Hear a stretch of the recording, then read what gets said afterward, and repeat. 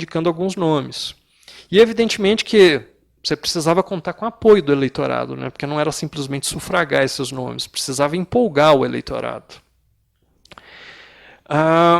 O ato adicional de que falamos aqui vai ser justamente uma tentativa de reformar a Constituição do Império, no sentido de torná-la mais democrática, e democrática no sentido de as assembleias terem maior poder. Você vai ter, então, por exemplo, a crítica que existia ao poder monárquico da seguinte maneira: olha, a magistratura ela acaba ficando corrompida, é melhor nós termos magistrados eleitos pela Assembleia dos Cidadãos. Você tem, então, a criação do juiz de paz. Determinadas decisões não é bom que um juiz decida sozinho, é bom que ele decida em assembleia. Então vamos criar aqui o juiz de fato, né, o tribunal do júri. A força militar, que até então você vivia numa sociedade extremamente dividida, em que você tem, por exemplo, as milícias para a camada mais rica da população. Você vai ter as ordenanças que vai ser compostas pelos brancos, pelos pardos e pelos pretos, que não se misturam. De repente você cria então a Guarda Nacional, que brancos, pardos e pretos estão juntos, não importa, e eles que vão, os cidadãos em armas, que vão eleger seus comandantes. À exceção dos chefes de legião, que vão ser nomeados pelo governo. Mas, por exemplo, todos os oficiais maiores, todos os oficiais superiores, né, dos batalhões vão ser eleitos pelos cidadãos em armas. Então, essa ideia do cidadão em assembleia decidindo tudo. Essa ideia, então, de que a democracia era melhor do que essa fórmula proposta, porque havia, então, essa corrente que pensava a monarquia, a aristocracia como algo a ser combatido, aniquilado, a monarquia como algo a ser enfraquecido, para ser só uma figura meramente decorativa, e que, no final das contas, os cidadãos em assembleia que resolvessem tudo, decidissem tudo. Fosse diretamente nas assembleias paroquiais, nas assembleias eleitorais, ou por meio de seus representantes na Assembleia Geral. E como o professor Kelly apontou aqui, realmente havia então essa questão também da centralização política na Corte do Rio de Janeiro. Para se criar uma escola de primeiras letras no Arraial de Santo Antônio Comedor de Rapadura, você tinha que mandar um projeto do Conselho Geral de Província para a Câmara dos Deputados, para que aquilo fosse então colocado em discussão pelos deputados das outras províncias, votado e convertido em lei. O tempo que se perdia e o esforço político que isso demandava, a descentralização que vai acontecer, criando-se então essas assembleias, vai-se então aniquilar o Conselho de Estado, porque o ato adicional acaba com o Conselho de Estado. O análogo do Conselho de Estado na província era o Conselho de Governo, que era aquela ideia, o presidente de província, mandado pelo centro, pelo ministro do Império, vai tomar suas decisões consultando as figuras de maior respeito aqui da província, que eram 6 mais votados em toda a província. Vai se acabar com o Conselho de Governo e o Conselho Geral vai ser convertido em Assembleia Legislativa Provincial. Terceiro ponto que eu pretendo tratar aqui, as forças políticas então que vão se digladiar nesse período. 3 figuras vão se destacar nessa primeira legislatura. E embora as legislaturas tivessem apenas 2 anos, a primeira legislatura teria excepcionalmente 3 anos. Foi 1835 a instalação, 36 e 37. E que são anos importantes porque em 35 você tem, por exemplo, a eleição para regente do Império.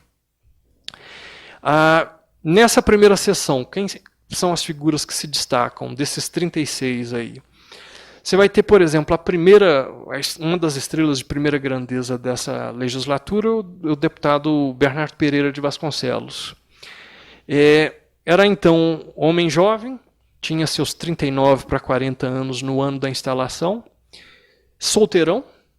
Ele sofria de uma doença degenerativa que tolhia os movimentos dele, de forma que ele sempre precisava andar de muletas.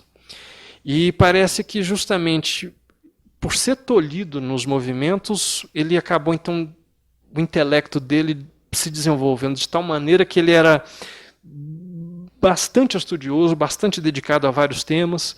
Você o vê, por exemplo, sendo, ao mesmo tempo, deputado-geral, representando Minas na Assembleia no Rio de Janeiro, e deputado provincial, porque nesse período era possível você acumular. Podia ser vereador, deputado provincial e deputado-geral, porque se não coincidisse o período do seu, não do mandato, mas do funcionamento dessas instituições, você podia perfeitamente ocupá-los.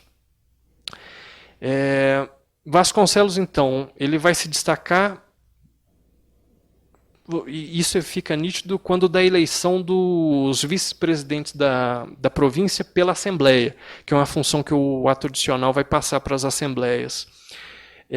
Já que não tinha mais o Conselho de Governo, que é justamente na ausência de um presidente nomeado pelo centro, quem o substituía presidindo a província era o conselheiro de governo mais votado, e assim na ordem. Sendo eleito vice-presidente, dos presentes na Assembleia, eram pouco mais de 2 dezenas à época, eu me recordo que apenas 2 deixaram de votar nele. Presume-se que um deles tenha sido o próprio Vasconcelos. Quem é o outro que deixou de votar nele não se sabe, porque não foi nominal essa votação. Mas essa oposição, que a princípio é quase nula ao nome de Vasconcelos, vai se tornar bastante acentuada ao final dessa primeira sessão, e da sessão seguinte ela vai estar ainda mais forte, mais violenta. Quem é que vai formar esse círculo próximo a Vasconcelos? Vão ser párocos de diferentes localidades. Eu me recordo aqui o vigário de Itabira, Manuel Pinto Ferreira, o vigário de Tamanduá, João Antunes Correia, o vigário de São Domingos, do Araçuaí, que é na região lá de Minas Novas, que é o vigário Carlos Pereira Freire de Moura. E não era vigário, mas era um eclesiástico próximo a Vasconcelos, que era o padre Manuel Rodrigues Jardim, que ele também foi deputado à Assembleia Geral, só que por Goiás, de onde ele era natural. E ele, em Minas, residiu durante um longo tempo em Ouro Preto, sendo o tesoureiro da província. Os demais, então, eram empregados do Estado, porque isso é outra coisa interessante desse período. A paróquia era o centro da vida política. Como a gente disse aqui, a representação começava na paróquia pela escolha dos eleitores paroquiais. E os vigários ficavam como funcionários do Estado imperial, porque a eles cabia o registro batismo, casamento e sepultamento, porque à época não existia o registro civil. O registro de terras no Brasil, quem vai ficar a encargo disso vão ser os vigários, registros paroquiais de terras. As estatísticas de que se abastecia o governo eram principalmente os vigários que forneciam. Então, eram empregados do Estado. E vai começar toda uma discussão na Assembleia também nesse período sobre se a Assembleia podia tornar amovíveis os vigários ou não, porque até então eles eram vitalícios. E os párocos precisavam prestar concurso público para ocupar a função. Junto a Vasconcelos também, você vai ter grandes proprietários de terra. Você vai ter, por exemplo, em Mariana, Mariano José Ferreira, que é da família Armond, embora não assinasse. Você vai ter, na região de Baipendi, Francisco Teodoro da Silva, que posteriormente vai ser barão de Pouso Alto, ambos grandes senhores de escravo. O Mariano José Ferreira ligado ao comércio de escravos na província, como também o vigário Antunes. Você vai ter, por exemplo, da região de Mariana, região de Guarapiranga, o Francisco Coelho Duarte Badaró, que também é fazendeiro, rico proprietário de terras. Joaquim Pimentel Barbosa, que é da região de Paracatu. Deixa eu ver se eu estou me esquecendo de alguém mais. Não, desses aí. Junto ao grupo de Vasconcelos, você vai ter um outro grupo que vai girar em torno da figura do desembargador Manuel Inácio de Melo Souza, posteriormente barão de barão de Pontal, obrigado. Até então não era barão de Pontal, o Manuel Inácio, e era uma figura um tanto peculiar também. Ele era magistrado já aposentado, herdou muita terra e muitos escravos de tios que não tiveram filhos. Morreu primeiro a esposa do tio, que era uma tia afim, de família tradicional da região de Mariana, da família Torres. O viúvo fica herdeiro dela, falece também sem herdeiros e torna herdeiro dele o sobrinho. Eu me recordo que nas contas que eu fiz com base nos mapas populacionais eram 124 escravos, o que para a região de Mariana era muita coisa. E solteirão, não teve filhos. Solteirão, não teve esposa, mas teve filhas, 2 filhas que eu consegui localizar. De uma delas, inclusive, foi padrinho de batismo, o chantre de Mariana, Francisco Pereira de Santa Polônia, que é uma figura também muito importante nesse período, a quem vai caber em diversas ocasiões a presidência da província de Minas. E parece que, pela proximidade, inclusive, com a própria capital provincial, você vai ver um grupo muito forte em Mariana voltado justamente para a administração da província. Você tem o próprio Manuel Inácio, o Santa Polônia, o arcipreste João Batista de Figueiredo, que vai também, em algumas ocasiões, presidir a província, e que também vai ser eleito, junto com o Manuel Inácio, para essa assembleia. Só que esse Figueiredo ele não vai tomar posse porque ele vai, por problemas de saúde, vai pedir dispensa na primeira legislatura e pouco antes de começar a segunda ele falece. Outro também que vai pertencer a esse círculo, um grande proprietário da região também de Mariana, mas na freguesia de Guarapiranga, é o coronel José Justino Carneiro. Estes homens de mais idade, com mais de seus 40 anos, vão ser ladeados por jovens lá com os quais eles pretendiam renovar o Partido Liberal em Minas, que vão ser justamente o padre Antônio José Ribeiro Bering, você vai ter outro, já cônego, Manuel Júlio de Miranda, mas que também, apesar de cônego, era jovem à época. Qual outro que foi? Acho que eram esses 3 aí, que eram os vereadores aos quais você se referiu, que tinham assento na Assembleia. Junto a eles você vai ter também um outro que vai transitar nesse mundo de Mariano e Ouro Preto, que é o José Pedro Dias de Carvalho, que vai ser o responsável pelo primeiro regimento interno da Assembleia. Ele era rapaz jovem, foi criado praticamente como enjeitado, ou seja, a mãe dele não era casada com o pai, ele foi deixado com uma família em Mariana para ser criado, mas quando atingiu determinada idade, o pai, que era comerciante, solteirão, natural de Portugal, radicado em Ouro Preto, chamou para conviver consigo e ajudá-lo nos negócios, na casa comercial que ele mantinha em Ouro Preto. Era o pai e um tio paterno que viviam lá. Esse tio paterno, ao que parece, era padrinho de batismo dele e a quem ele devia muita coisa, inclusive o nome, José Pedro. O tio José Pedro Severin, que é uma figura que vai aparecer também muito na história de Ouro Preto, como vereador e tudo mais. E notando nesse rapaz um talento desde precoce para determinados assuntos políticos, eles vão inclusive ajudá-lo a encetar na carreira de jornalista.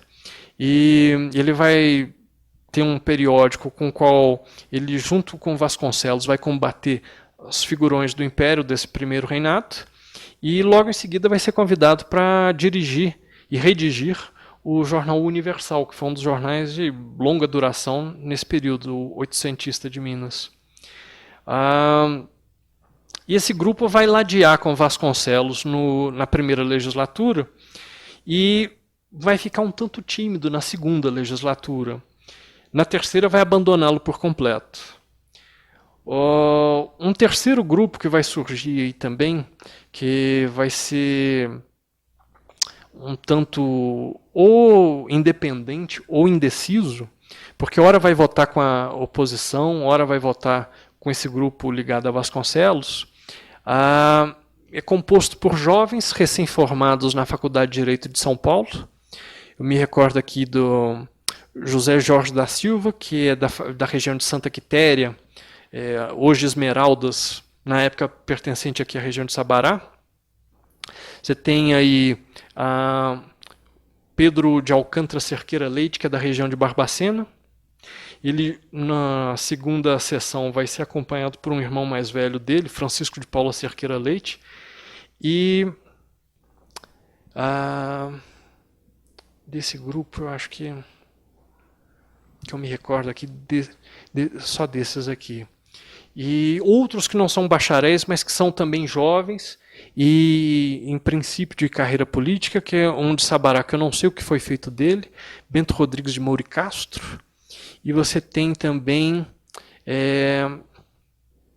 um vigário, aí esse aí, eu não sei se pela idade, pela situação dele, né, de vigário, mais ligado aos interesses aí, corporativos, talvez, dos outros párocos. Ele, ora fica com esse, ora vai se afastar e não vai se ligar à oposição totalmente, ao que parece, que é o vigário da região de Queluz, hoje Conselheiro Lafayette, né, que é o Cândido Tadeu Pereira Brandão. Esses Pereira Brandão vão tomar parte em 42 com os rebeldes, mas dele eu não tenho notícia. Aí ele faleceu, salvo engano, em 41, então não sei como é que ele ficou com a cisão que vai haver no Partido Liberal nesse período. E a oposição que vai se formar, que é um grupo também bastante interessante.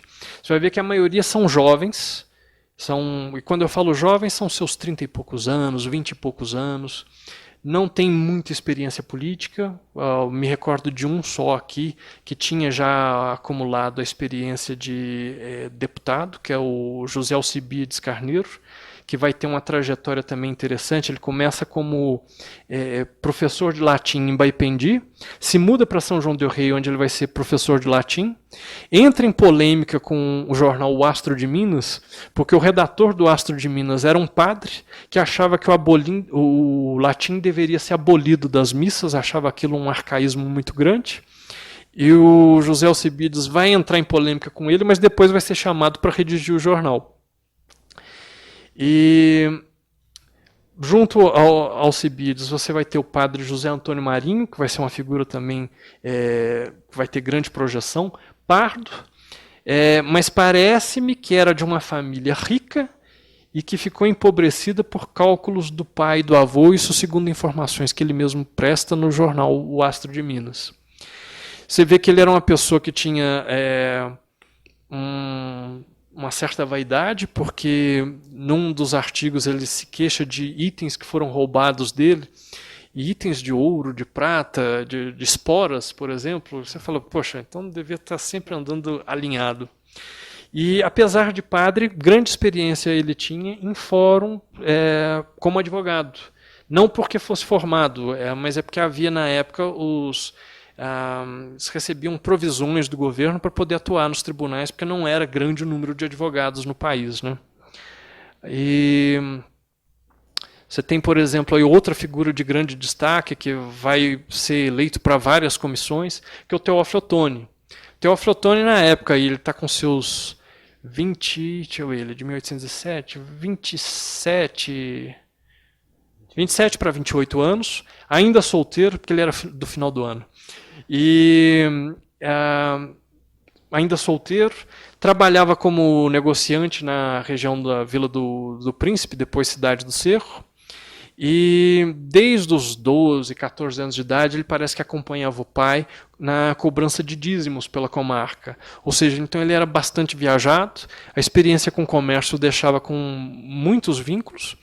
E ele ainda teve uma trajetória bastante interessante, porque ele foi para o Rio de Janeiro para estudar para ser guarda-marinha, e lá ele se envolveu com a política. Vai ingressar numa sociedade secreta chamada Clube dos Amigos Unidos, segundo o que ele próprio relata, e o irmão dele, Cristiano Benedito Ottoni, também relata em biografias que deixou. E era uma sociedade que, segundo eles, teve muito mais importância na deposição ou abdicação do primeiro imperador do que se conhecia. Dizem eles isso nas biografias. Um romancista também famoso hoje, Joaquim Manuel de Macedo, era também cronista da época e ele relata no anuário brasileiro, como é que é? Anuário...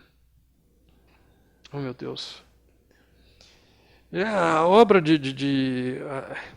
que ele faz a respeito de crônicas políticas do período, várias biografias. Ele cita também, entre os biografados, alguns dos membros dessa sociedade secreta. E entre as coisas que são relatadas lá, uma tentativa de assassinato ao primeiro imperador por meio de um incêndio do teatro que o imperador iria assistir a uma apresentação. Só que o plano dá errado, o imperador não só não morre, como ainda ajuda a apagar o incêndio e sai como herói da história. E há relatos de outras tentativas de assassinato do imperador, mas não posso ligá-los a essa sociedade. O fato é que, quando do final do primeiro reinado, há o relato então de que armamento já estava sendo distribuído, financiamento não sei de onde estava vindo, e Otônio, por exemplo, vai ser um dos que vai liderar uma força armada saindo do cerro para derrubar a tirania no Rio de Janeiro. O que consistia derrubar a tirania não se sabe ao certo. Mas até onde ele estava disposto a ir, e foi pego de surpresa no meio do caminho, não, o imperador abdicou. E o grande susto que todos tiveram na época foi, mas foi tão fácil assim? E o Cristiano Ottoni é um dos que relata numa biografia que deixou, ele falando que membros dessa sociedade foram procurar o senador Vergueiro, que era um minhoto radicado em São Paulo, mas eleito senador por Minas, que era uma das figuras de grande destaque na época, líder dos liberais, e vão perguntar para ele, tá, tudo bem, o imperador abdicou, e agora no campo de honra lá a gente dá vivas a quem? Dizem eles que ele pensa e fala, vivas a Dom Pedro II. E que eles saem de lá aborrecidos, falando, vocês vão se arrepender. Parece pouco provável que alguém tenha tomado uma decisão tão importante de última hora assim. Né?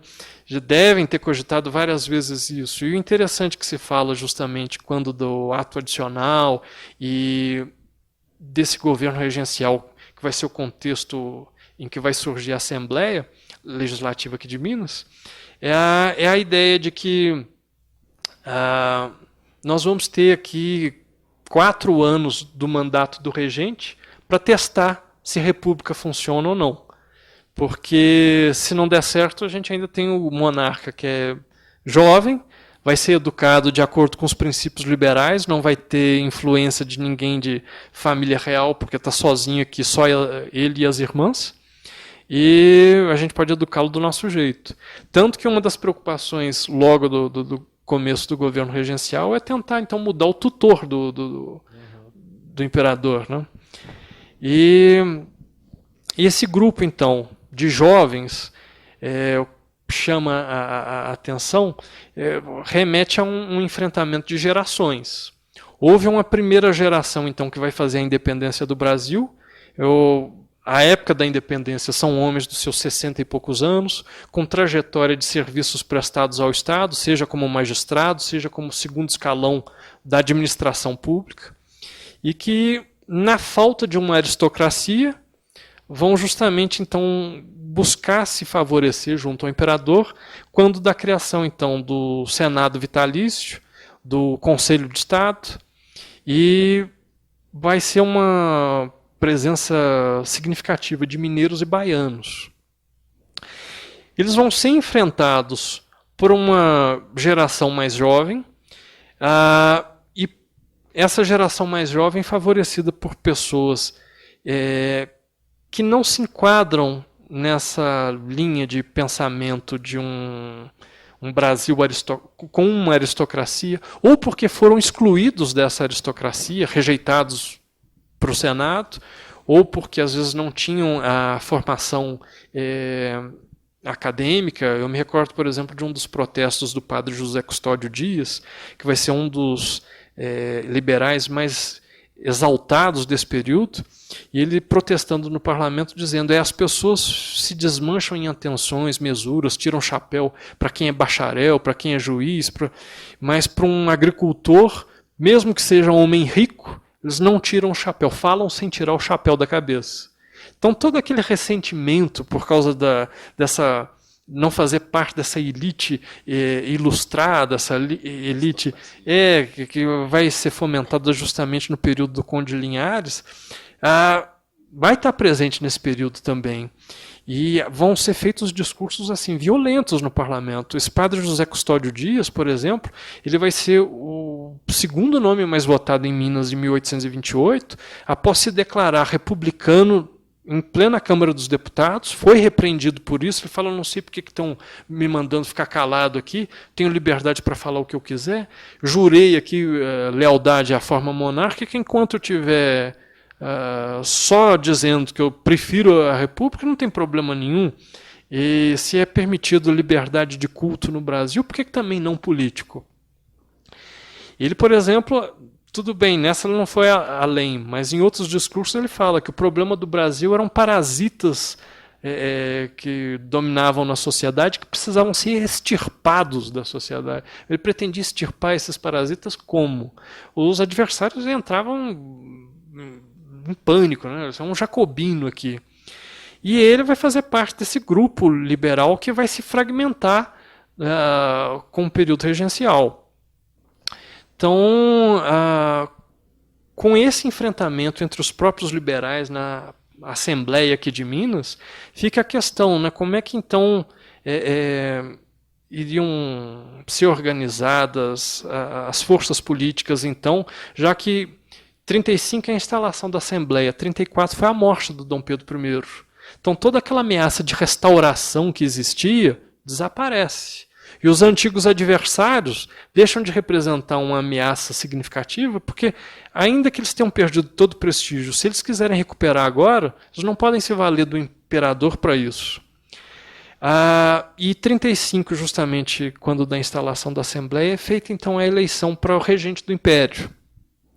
O ato adicional determinava que o eleitor paroquial iria então se reunir nas assembleias eleitorais e iria prestar seu voto em 2 nomes.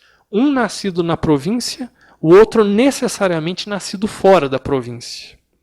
Então, no Rio de Janeiro, os liberais se reúnem e falam: mas quem que nós vamos indicar? Quem tem chances de vencer?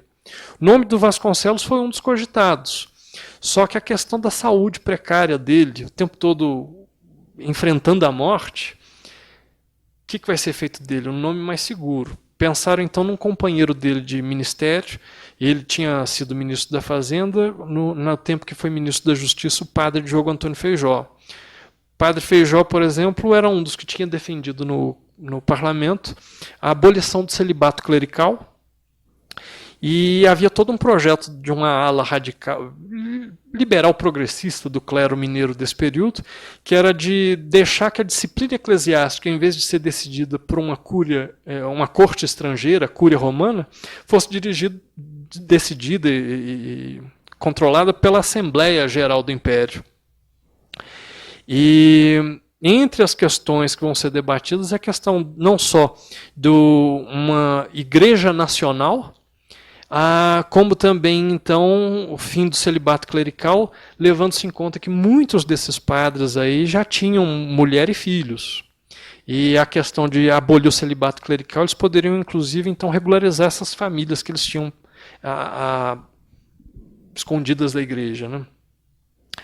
O padre José Custódio Dias, o próprio Dom Pedro I, o provoca com artigos na imprensa, mas assinando com pseudônimo, dizendo que ele tinha uma mulata com quem ele convivia.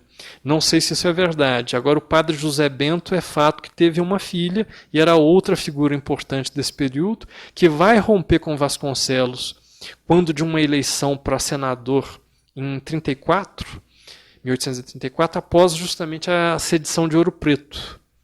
A sedição de Ouro Preto era uma tentativa de acabar com o prestígio de Vasconcelos. Você tem aí antigos aliados de Vasconcelos que vão tentar se aproveitar da situação. Um deles era o então ministro da Justiça, Honório Hermeto Carneiro Leão, depois Marquês do Paraná. E ele então vai tentar minar essa influência de Vasconcelos, não vai conseguir. Na eleição para senador, justamente o presidente deposto, Manuel Inácio, os 2 conselheiros que foram presos e deportados para fora da província, que eram o Vasconcelos e o José Bento, vão ser os 3 nomes indicados pela maioria do eleitorado mineiro para a vaga aberta no Senado. O Vasconcelos vai se queixar que essa lista ela tinha um erro. Ele ainda não tinha os 40 anos requeridos pela lei para poder ser senador. Então, só, na verdade, 2 poderiam ser nomeados da lista. E os aliados do José Bento, aí, que vão ficar contra o Vasconcelos, vão dizer que o Vasconcelos está tentando tumultuar essa eleição, que ele quer criar uma nova eleição e que o tempo o favoreceria para ser nomeado. Eu acredito que não, porque ainda faltava mais de um ano para ele poder. Mas o fato é que ele, então, vai ser indicado o José Bento e o Vasconcelos vai se manifestar dizendo que eu preferia que tivesse sido indicado o Manuel Inácio, que um magistrado com a experiência dele, que foi presidente de província, prestou mais serviços do que o José Bento, que era só pároco de Pouso Alegre à época. Ele vai ficar ressentido, vai se juntar a adversários de Vasconcelos, e dessa briga, então, que vai surgir na cisão do Partido Liberal em Minas, você vai ter, então, todo um movimento de realinhamento.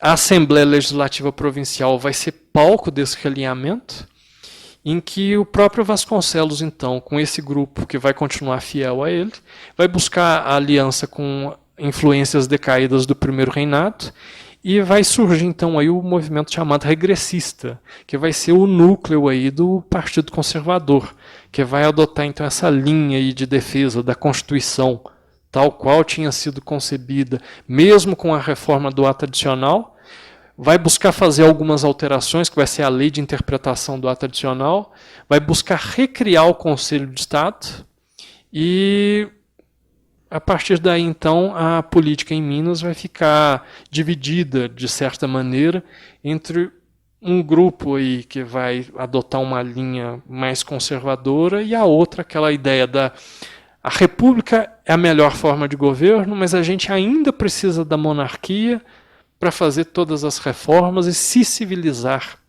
suficientemente.